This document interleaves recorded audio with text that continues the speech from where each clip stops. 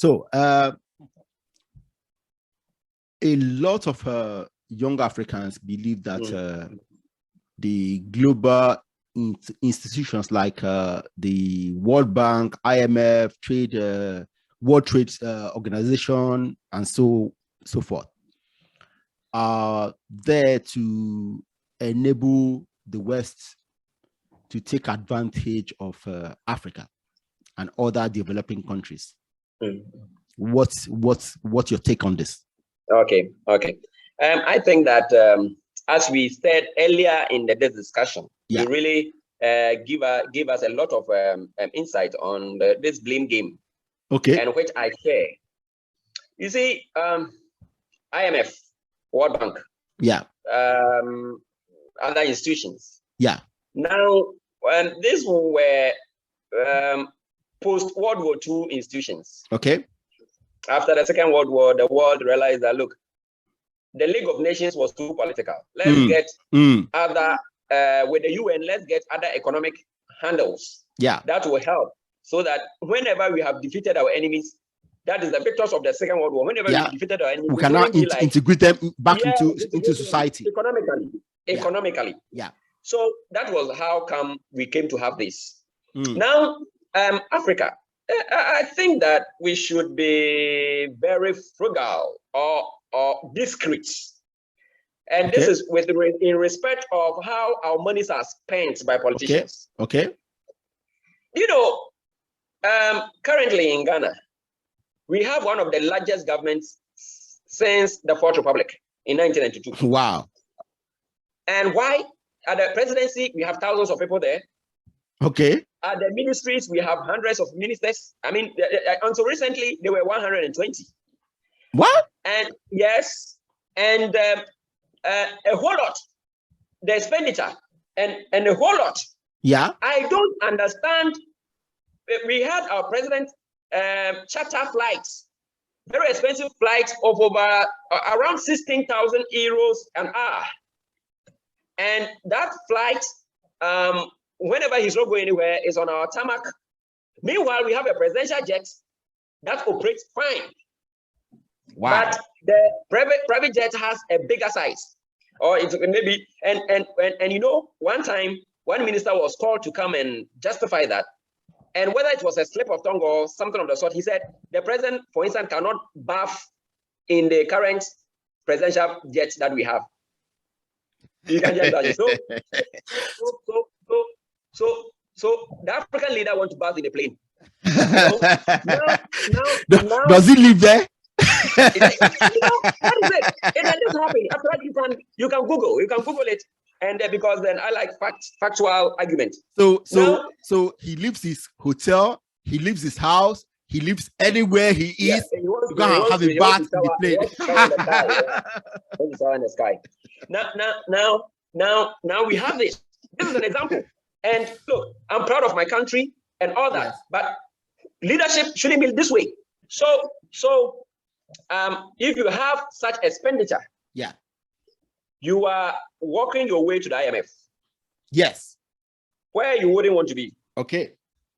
And when you go there, you are not going to tell them what to do. They are going to tell you what to do. Yeah, that's okay. Then young people like me, who are going to be collateral damage for your decisions, profligacy, will then have to complain and see those institutions as neo-colonialist institutions. Okay, instead of that your president and his cabinet did the wrong thing to get them in the first place. That is how they save face. That's how they save face. So they go there, they mismanage, they go there and they tell them that, look, you can't do this, you can't do that, you can't do this. And then when they tell them that, we become trade-off.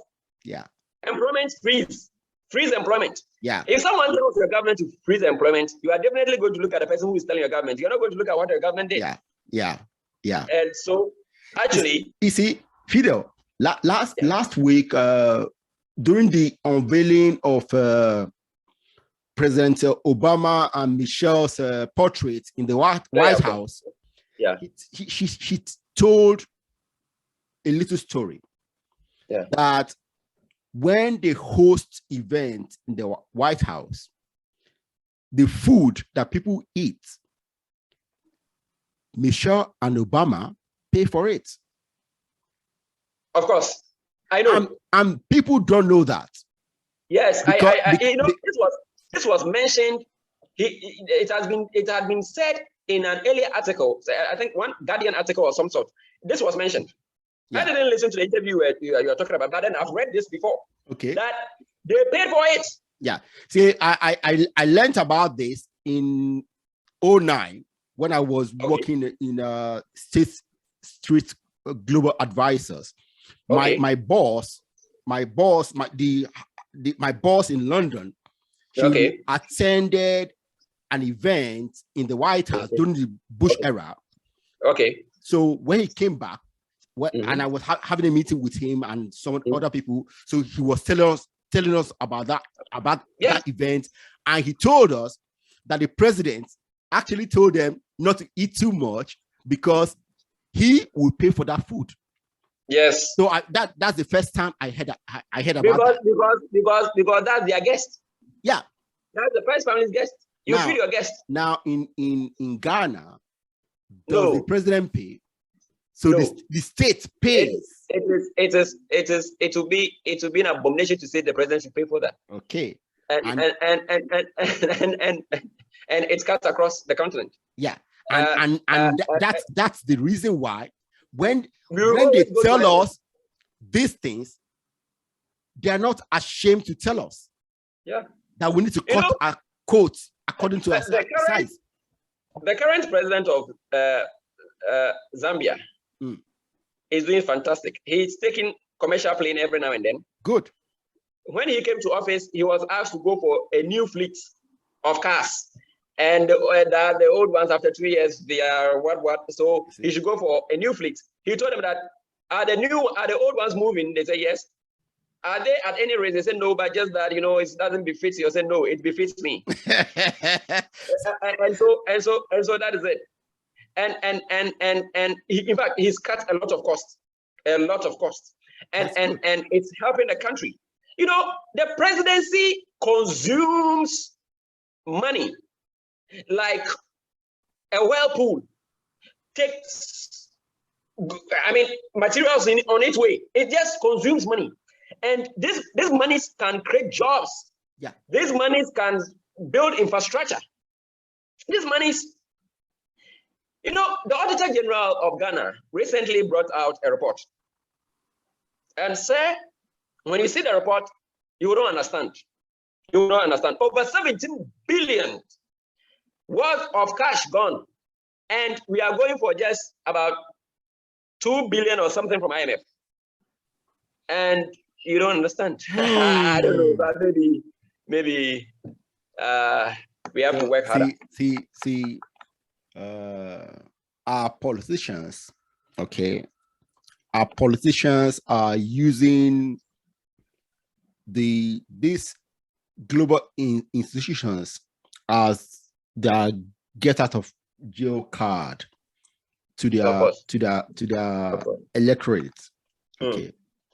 Because there are so many things we are doing. Look at in Nigeria, our legislators, the cost of having them is a drain to the country. Of course. And I don't know how we'll manage to change these things, because these guys are there. They don't want to go. Yeah. Okay. After serving in a state as a governor, and the state will continue paying them pension for serving for 4 years or 8 years. They will pay them pension, and then they go to the federal to become senators. Yeah. I don't understand. Yeah, that's what happened. I think that we are beginning to have some progressives. I worked with former governor of the Central Bank, Soludo, who is now the governor of Anambra. Yes. he came to Ghana when my boss died in 2018. Okay. The former vice president died in 2018, and then a year, the anniversary, he came to give the lecture in Ghana. So I was actually his assistant when he came. So I had a number of discussions like this with him because I made him know. So when he got the governorship, I thought that that's a progressive that has occupied the position. So I pray that he performs and then change some of these narratives. Well, I hope he does. I hope he does. Yeah. Wow. Okay.